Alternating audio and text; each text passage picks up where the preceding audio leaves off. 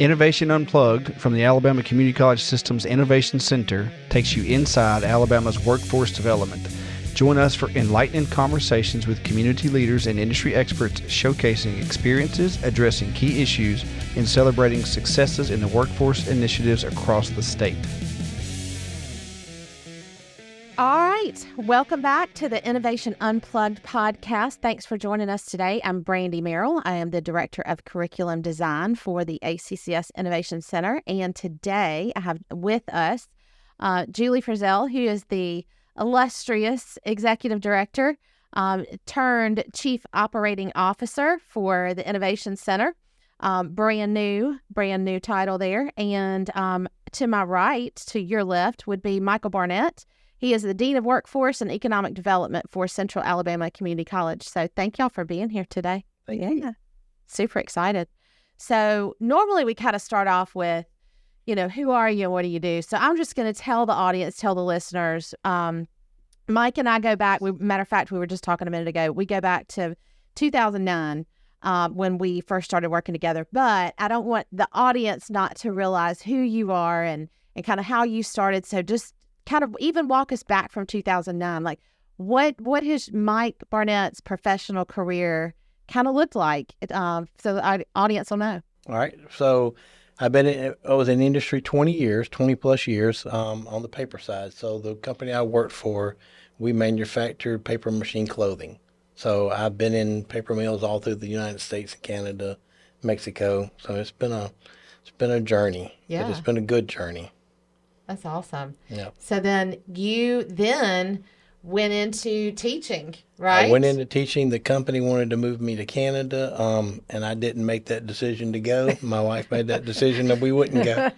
So smart man. Alabama it is. The wife. I know. I know. So from there, I started teaching at Trinum. I was teaching automotive manufacturing technology. Had a background through industry from dealing with and growing up on a farm, so I had a lot of those, general experiences. And it was pretty easy. I, enjoyed it because coming out of industry, everything was so fast that when I got to the school, I was thinking, wow, this is pretty, and I liked it. I thought, well, I'd be there for 2 or 3 years and move on. Stayed 10. Yeah. Job came open at the system office. I was the assistant director for career and technical education under Natalie English. And so from there, job came open at Central Alabama Community College. I took that job and we hit the ground running. And the rest is history. What year was that? That was 21. So I've been 3.5 years. And George Jefflin is my president. And, we're on the go. We're making sure that we are doing what we need to for industry and then our students. Y'all got a big territory. Tell us a little bit about the communities and the cities and the counties and the economic impact that CACC makes. So we have 4 locations, Talladega, Childersburg, Prattville, and of course Elliott City is our home base. We service 7 counties and about 41 high schools. Wow. We have a lot of home schools that we service, and then of course on the economic development side, we have a ton of municipalities that reach out to us, and we do the heavy construction and CDLs for that. So we have a lot going on. But it's good. Yeah. Y'all are constantly, in the news and we see y'all constantly on social media. So y'all must have a pretty strong social media department, marketing department over there. I think so. We Scott Hardy is our media guy, so he's he's pushing stuff out all the time. But we got a good group of people backing us. Yeah.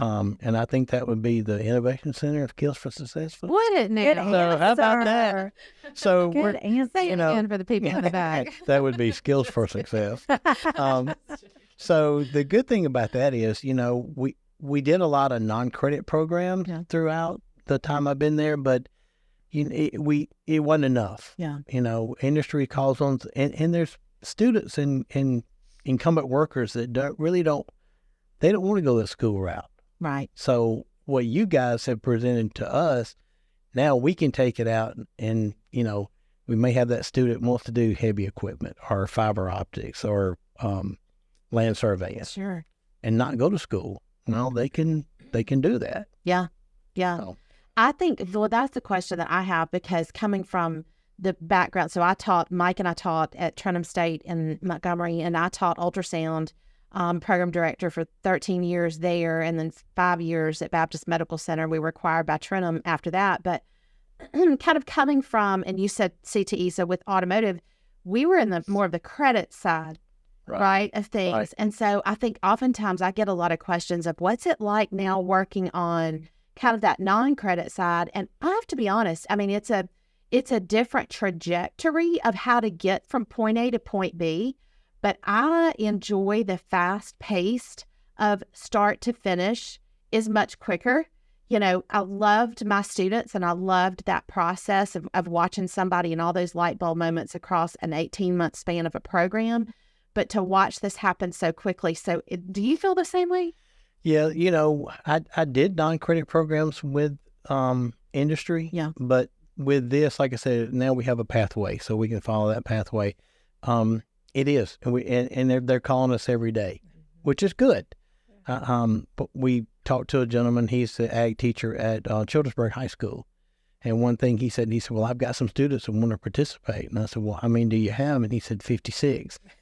I said, we'll take them. Yeah. So you know, and okay, so the good thing about that is if they decide to go that construction pathway, where they're there. What if the ones that don't want to come to CACC? Yeah. Or one of our sister colleges? I mean, you know, we need to keep them in the 2-year system. Yeah. So, and it may kind of spark them to go one way or the other. So, but yeah, the non-credit part it's pretty fast paced. It is, and you want to think it's a completely different world, but it's really not. It's just different. You know, it's not accepting applications or, you know, limited space of a program. This is just a wide open. It's like wild, wild west. As many people who want to come and be trained, we're willing to train on. So that's a little bit different perspective. Yeah, so I'm going to step back a minute. You said you really got into your role at the community college system and the current role for workforce and economic development really at the height of COVID and the impact on workforce due to the pandemic, due to the supplier shortages, transportation issues, you name it. So really, what have you seen coming out of that in your new role at CACC for the non-credit side? Now you're focusing on programs that are short-term training options for employers or for those employers to find the workforce that they need. What have you seen has changed since then? I think a lot of them have realized there's life after COVID. Mm-hmm. You know, everybody was kind of holding back a little bit, but now I think that the gates are open. So we're running with it, but there's still a little bit of that. I can't find anybody. And I said, well, who are you looking for? Somebody that can breathe. I mean, that it got to that point to where, you know, and I think that's turning around. And it's taken this long for it to turn around. Sure. It hasn't been an easy road, but, and there were some workforce issues that we were having, and that was, we were meeting with industry, but it was by phone. Mm-hmm. It was on email. Mm-hmm. But I think they, you know, of course, they're always at the table, and they want it, you know, they want people.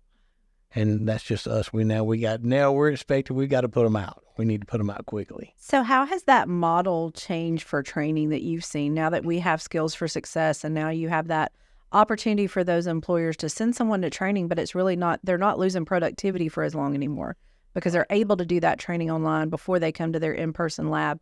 What has the impact been and the feedback you've received from that hybrid model of not spending as much classroom time, but still learning the skills and things that are needed that they're going to be applying in their roles? Right. Well, I think everything is still on-the-job training. Mm-hmm. So what it does is give them a good perspective of what's going to happen when I get to industry. Mm-hmm. You know, and they still got a lot to learn, you know, no doubt. I think that, and I know you guys will probably create something like, you know, we've got a beginners, now we need an intermediate and an advanced. So I think that's probably coming. I just knowing the group, I feel like it's coming. You know, but that impact's going to be huge because now you've got, and it's short-term training. Mm-hmm. You know, we've done it all in the state of Alabama for a long time. And I think now we've just got the community colleges where it should be is doing it. Yeah. That's the most important to me. And y'all have such big partnerships. Like one that came to mind was, and I think it was a governor's initiative last year, was Dovetail Landing. Dovetail And so you hear from industry, you hear from community folks, you mentioned it, municipalities all over the place are calling you guys because you have such a broad footprint in the state. So speak a little bit about Dovetail Landing and just we follow the stories and we've seen the stories and we've had boots on the ground watching it. And it is just, so if you can tell a little bit about what it is and how y'all are meeting that need for that entity. Well, the city had donated a house to Dovetail Landing, and of course, Alana's great. You need to go and read the story. People who don't know about it, they need to read the story. It is really, it's her son, so the reason it got started. But I mean, and they're fantastic. They are fantastic. So we started out with them doing. They contacted President Lynn, and then we went up and met with them. And we were, of course, immediately we were just on board. It didn't take anything for us to, let's think. No, we were on board. We started out, we did skid steer. We just finished up a mini excavator. And then this past Saturday, we ran the land survey. I saw that. Which is really cool because, I mean, these are veterans. Now, we're having a lot of people calling us saying, hey, can we come? No, I'm sorry. I mean, we'll have another one for the general public and our students.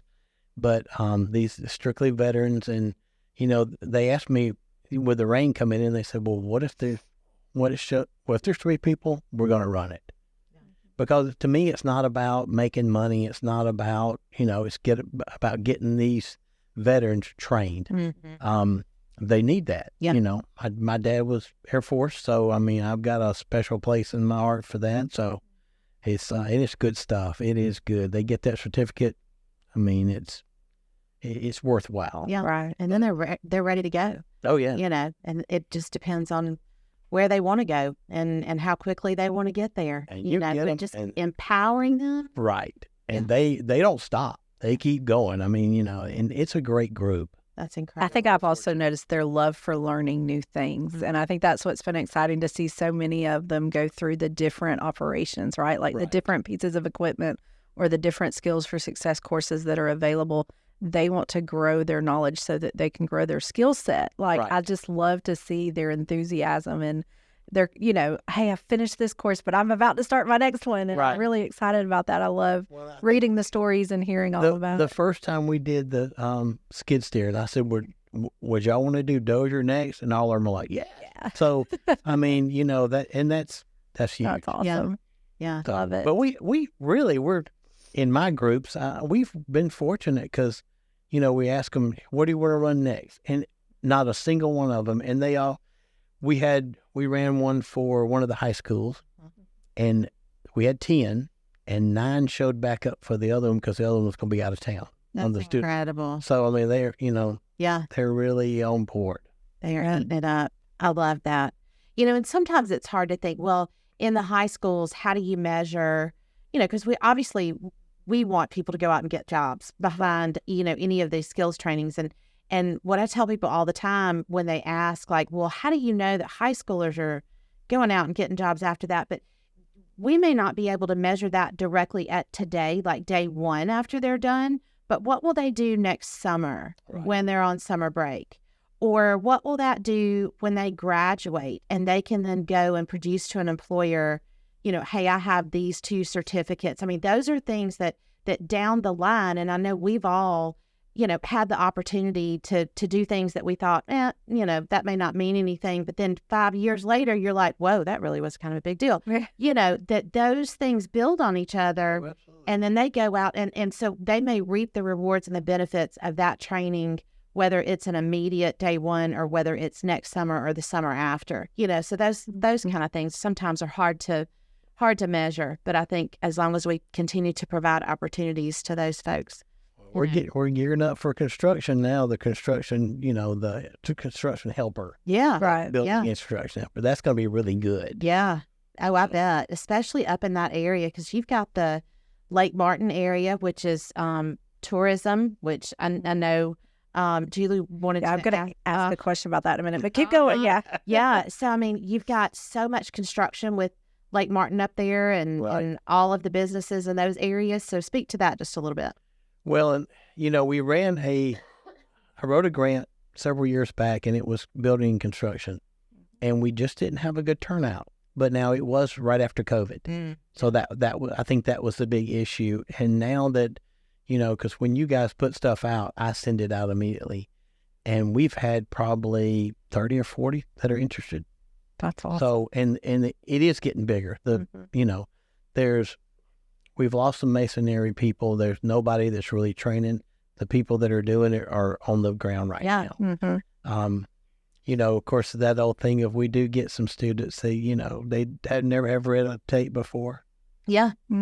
It's what? 2 lines past the half mark? Oh, well, we got to get some training. Yeah.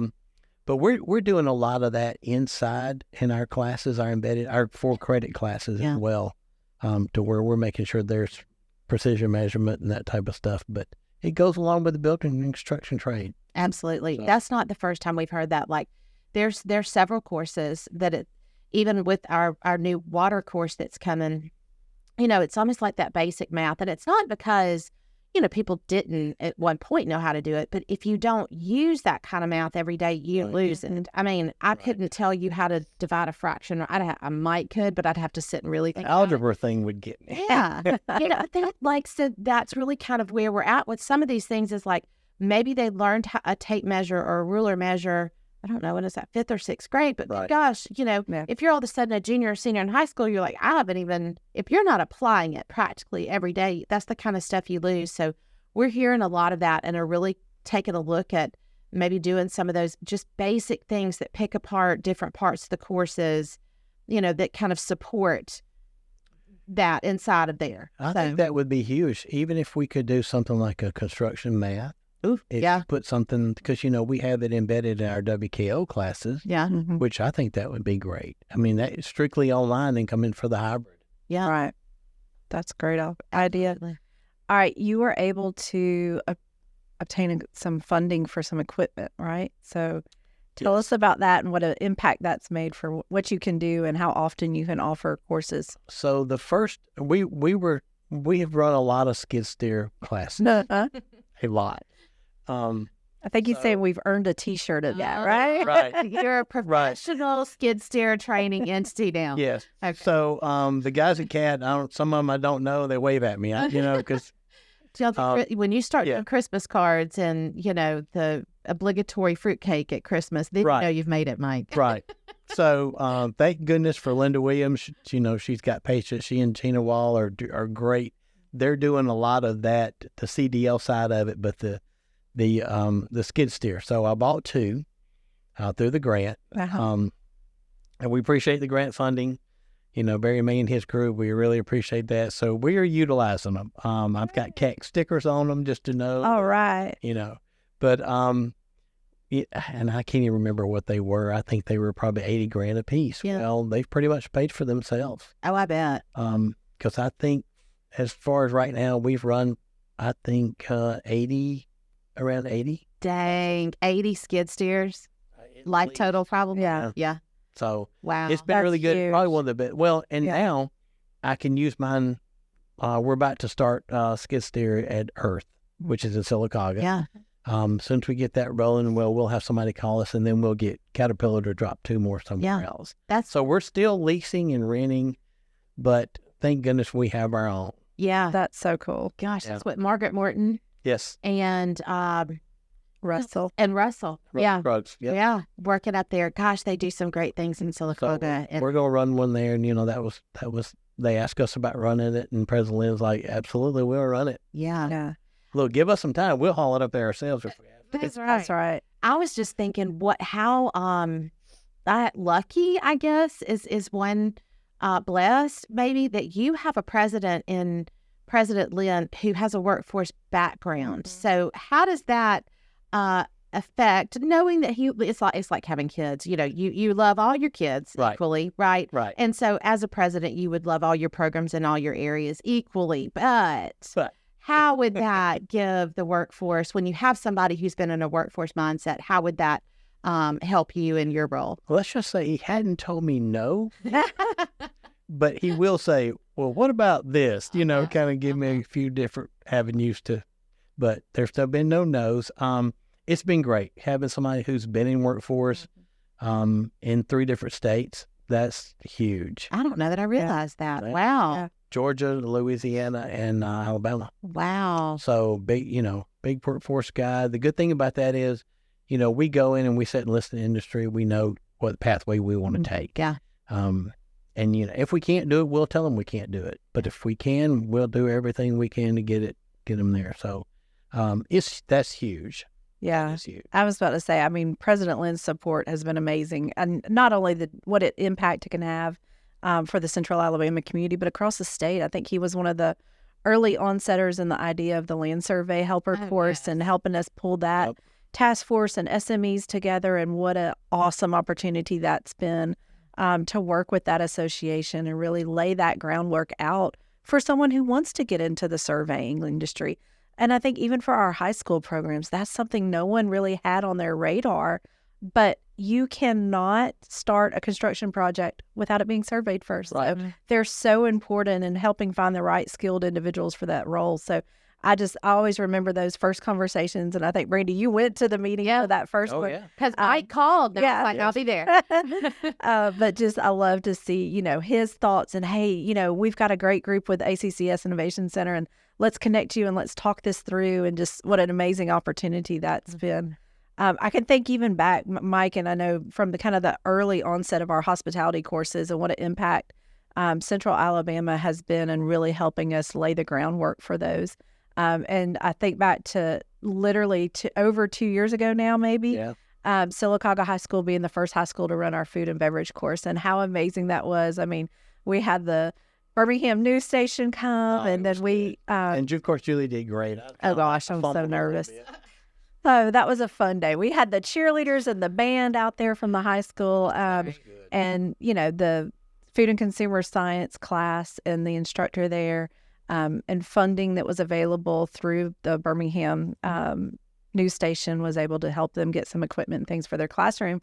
And then we ran the course, and it was so fun. And I'll never forget just seeing the excitement on those students. And they came to Sylacauga High School on a Saturday to do that lab day. And it was just really neat. And that was really the start of the food and beverage reach across the state, especially in our high schools. And I just know, like, combining that with us piloting the hotel operations there at Creekside Resort, Creekside Lodge. Sorry, that was a really Creekside neat. Table. That was awesome. If you haven't been, then you need to go. That's a really quaint. It is.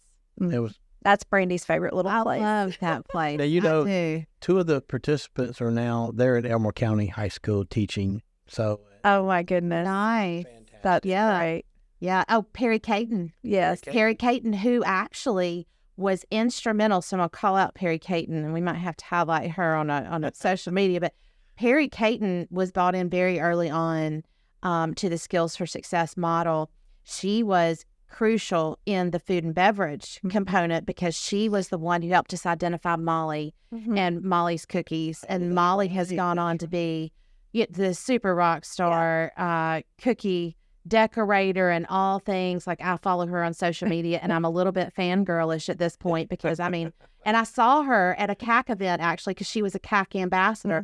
And she literally, so as a student, she was inside the course because she had already succeeded in making cookies. And gosh, I don't know, I could go on and on forever, but Perry Caton was brought in very early on to the process, and CACC and involvement and all of that. That was, she's spectacular. and they're good. Yeah. I tried a few. Oh, I know. I know. Her cookies are So awesome. talk about the impact of that. I mean, hospitality, Lake Martin, tourism. I mean, everything that I see around the lake right now is just booming. Yeah. From the housing and residential to the commercial to the hospitality, resorts and restaurants, and things have really changed over the last, I would say, especially the last 5 years. But what impact does that bring to CACC to say, we have now some courses through the Innovation Center that we can pair up and then show someone that pathway to a culinary program, like how important that is. Well, that would be our main goal. Our end goal is to start something like that, a culinary or some type of hospitality, which I think there's a possibility. And it's booming. So we're getting ready to run another one. Amy Owens in Prattville. She's getting ready to run. And Prattville's a great place too. They're getting a lot of all the golf courses and everything. So I'm seeing a lot more ask for that. So I'm great. hoping that we can kick one off very soon. And sometimes those things, especially like Martin, and I would assume like on big golf tournament kind of things, that it would be a little bit seasonal. Right. So if you need to rapidly train somebody for an event or a short-term 3-month kind of something, that might would be just your Kickstarter enough to kind of get their boots on the ground, Right. essentially. Well, back kind of at that post-COVID, Chris Doggett with Russell Lance reached out to us, and his problem was he didn't have anybody. Yeah. So they were taking, people who were back there washing dishes, which is very important, because if you don't have the dishes, you can't serve. They were moving them up. Yeah. So because they had to. Yeah. Yeah. Which now, that person they'd be a perfect candidate for that program. Right. Now they come back and learn the food and beverage side of it. Absolutely upskill that person. And Chris Doggett, remind me, that's Purcell Farms, right? No, The that's Russell Lands. Yep, Russell Land. Yeah. But you've got Purcell Farms in your area as well, We right? do. Yeah. They had management turnover. I think somebody bought them, so I think they still own, but we're actually working to get in there next. Yeah. Good. So it'd be a good area to Yeah. get to. Oh, absolutely. Absolutely. And you're asking about equipment. One thing that, of course, we're fortunate to own the skid steers and be able to do what we need with those, but the fiber optics kits, we were getting so many requests for fiber optics that we ended up buying another kit. So we have 2 kits. One It's great. is housed in Prattville, and one's housed in Alex City, and we move them. I mean, sometimes it's the 4 of us moving them. Right. Because, if the instructor's where he's from, we got to make sure that He's got everything he needs. Yeah. Then we just That's recently great. purchased our land surveying kit. I think y'all have got 3 that you're able to lend out, which is good, because, there may be a time that we need. Right. But we felt like, hey, we can take some of the burden off the other colleges, and we own ours, and we can go when we need to go with it. That's some great information, because again, our colleges are sister colleges to each other, and Absolutely. what one has, the other may not, and can always help offset some of those expenses. And borrow if equipment. they needed mine, I wouldn't hesitate for a small fee. No. No, you're right, though. We've seen that with a lot of the other programs, too. I know we talked to Eric Sewell and Danielle, and they're sharing some equipment for CDL because CVCC hadn't had that program yet. But we see that across the state, and I think that's a big impact as well, that you may not have what you need, but you can find a way to get it through either the Innovation Center itself or through one of your sister colleges, and what a blessing that is to be able to work together. All right, what's next? Forklift. We haven't talked about forklift and what a difference and an impact that's going to make, Mike. Forklift's a big topic. There's so many different classes that we just need to make sure. And I think starting with the basic forklift, the ride-on, that's probably the easiest one to start with. And then, I'm sure within the next 3 months, I'll have another one out. The next level. It's so much faith. So much faith. But yes, it's about 4 months, truly. Yeah. So, I think that's going to be a big impact, because we have several industries in our area that need them. Actually in the whole region, you've got the distribution centers, and it's a good place to start. Some of my previous forklift training I did, those guys were starting at about $18 an hour. So that's pretty good. Guys and girls. I saw one of the big box stores when we were first talking about forklift, and then just all the different, I just didn't realize how many different facilities utilize a forklift, and it literally touches every industry. It's incredible, but did not realize how much. And I specifically saw like a big box store. There's also a very large following gas station that is in several parts of the state. Anyway, that what they pay for forklift, forklift operators, just basic, are getting well paid. They're doing well. Yeah. Absolutely. And sometimes it's inside, sometimes it's outside. It just kind of depends. Well, like in the Huntsville, Decatur area, you've got Targets under a little bit under 2 million square feet. Yeah, my son used to work there. Yeah. In the distribution center. Yeah. Yes. When you think about your big Amazons and all manufacturers and even, like landscape folks, touches. Well, with So many us, people. it's the marinas. Yeah. Because a lot of them are Yeah. storage, Yeah. so a little bit different forklift. Yeah. But no, I mean, you start with the basic. I think that's like kind of what we've done. Yes. with skid steered Mini X and Dozier. Start with the basic forklift and you work your way up. Yeah. So I could see y'all at least having 3 to 4 different class forklifts. Yeah. classes. Some of my favorite people put a boat in the water for me. Absolutely. They're some of my favorite people On a Saturday morning. Yes, absolutely. They know they see me coming. Hey, Miss Merrill. Love them. They're great. And it's a cheap process too. I mean, Yes, absolutely. But they are very well trained, because you start taking, and it would be any product, whether it's manufacturing or out in a warehouse for boats or whatever. You've got a lot of expensive property that are sitting on those two. we don't want to drop it. Yeah, no, absolutely. No, that's going to be a big one. I think there's a lot of people excited about forklift, and we can't wait. It's very close, like very, very close. I think within the next couple. Our DOT houses a lot of forklifts, from surplus all the way down. Yeah. So that's another That's true. entity that we need to touch. Absolutely.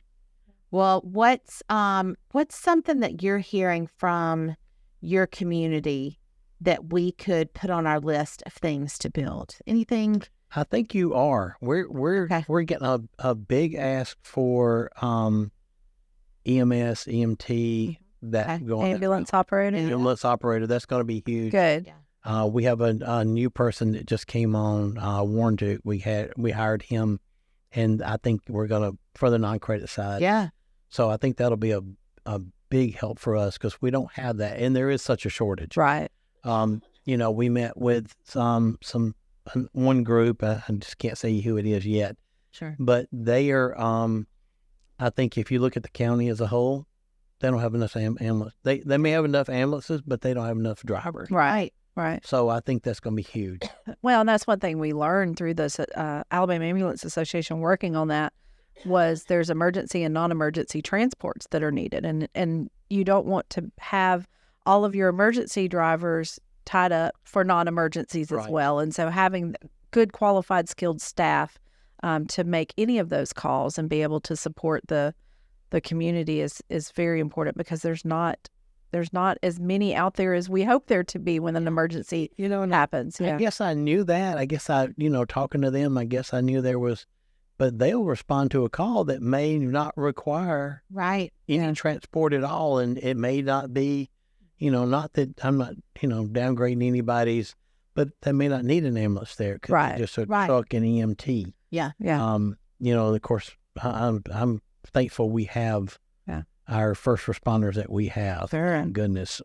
We heard some heartwarming stories, in the beginning when we had those beginning discussions about ambulances with the Ambulance Association and others, just about the need and how, especially out in the rural areas where you may have 1 or 2 vehicles that could respond to something, but if they're tied up, you could have somebody sitting, and all of us are sitting here thinking, if we dial 911, we need it right then, right? And that was, basically those examples that they gave were just gut-wrenching, because it's like, gosh, you imagine yourself in that position, and you want to be able to call and get help immediately. And so it was a very heartwarming, I guess, plea, to say we really need the people who can physically save the lives and are credentialed and skilled to save the lives and have been taught back in the back of that bus. But we need people who are driving that ambulance, who know a lot about the ambulance, who know a little bit about, some life-saving properties and things and some of those theories. But man, let's put the people who are doing the life-saving in the back, and let's have a dedicated driver. And that they said that would help us to be able to do that. And so we said, okay, we'll pick up that tour. Well, we're working on a grant. We're finished with it, and we're just waiting on we have 2 ambulance simulators coming. So perfect. With the simulators, then it looks like the back of the bus. Yeah. So with that coupled with an ambulance driving program, we're hopeful That's perfect. I've never I'd thought. love to drive one myself. I know. I never thought about this question, but if you at a college didn't have a program, so let's say, and you guys don't have, well, you said don't have EMT, don't have EMS. No.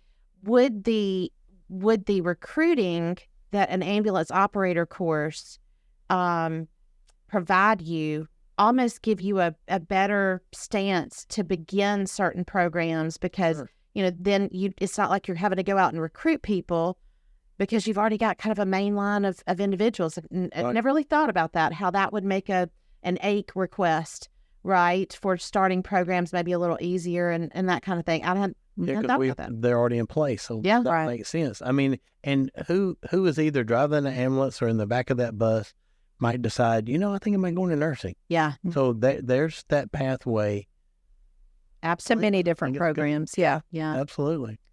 But I think that's our next one where we'd like to. Well, we just finished the See. pilot with it. So Yeah. Yeah. Yeah, we've got a couple little tweaks to make, Mhm. which really is, kind of the crux of a lot of what we do, is just making sure it's just right before it goes out statewide. And we did that with y'all's hotel op Yep. course as well. And, so really kind of testing that model, making sure it works, making sure it's just right, copywriting it and sending it out and deploying it statewide. It's fun to watch. But yeah, it's very close. Very, very close to going statewide. Y'all have had a good canvas to work with. Yeah. All 24 colleges. So, Yeah, Oh, no doubt. know. Yeah. Yeah. absolutely. We're proud to be involved at Central Alabama Community College. Yes, sir. Good job. Good job. All right. We kind of do wrap up most of our segments, most Innovation Unplugged, with what's next. But I already asked that. So let me ask you this question. What do you see, and I'll steal this from Houston because this is a Houston question, so he's not here, but 5 years down the road, you and President Lynn are heading down the road to meet an industry individual or something, and it's a cheers to the last 5 years. What do you want to see 5 years from now the workforce department at CACC be able to do? Better than when I started with it.